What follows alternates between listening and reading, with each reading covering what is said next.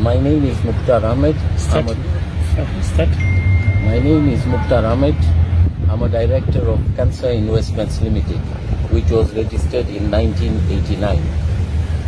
In the month of July 1992, I bought a property in Runda, July 1992, which has been taken over by hooligans associated with Robert Alai. On 31st March of 2025, I found Robert Alai on my property and he chased me away from my property. Immediately I talked to my lawyers and we filed a suit. The property is charged to a bank. It has got charges totaling 110 million shillings, which still stay outstanding. Immediately after filing the suit, we got injunctive orders, and up to today, from 19th May up to today, Robert Alai has failed to honor the orders. So I request the government to help me to evict Robert Alai.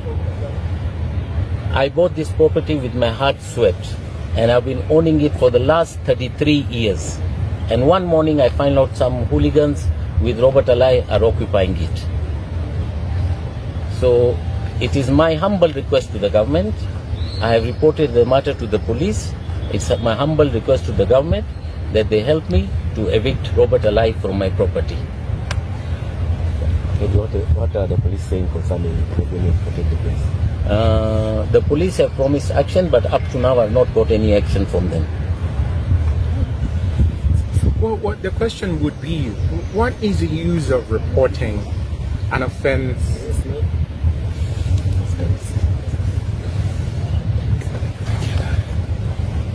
The object of the law, as it subsists in the National Police Service Act, is that every citizen, every person, has a right to report an offense to the police. It's documented.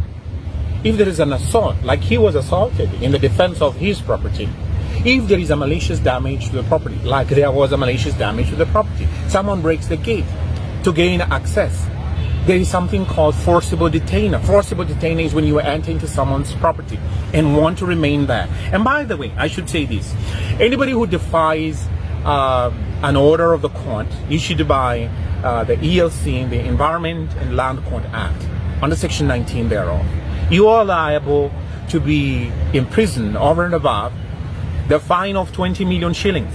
We need to see this being flexed, used by the courts so that it can be exemplary to they who are minded to occupy illegally properties of other people. It is time that the law was enforced, and you find that when it comes to politicians, there is one lane of enforcement of the law, and when you come to civilians, especially they who are indigent, they who are economically disadvantaged, the poor in the country, they have another lane for the enforcement of the law as against them. What happens to they who are weak? And if we do not have the equality of the law and the protection of the law espoused in Article 27(1) of the Constitution, what are we looking at? We are staring at the precipice of the breakdown of our society. And yet we have legislation passed day by day that is supposed to be binding on all of us. None of us is above the law, not even the President of this Republic. And they who feel and perceive that they can break the law and get away with it, it is a wake-up call.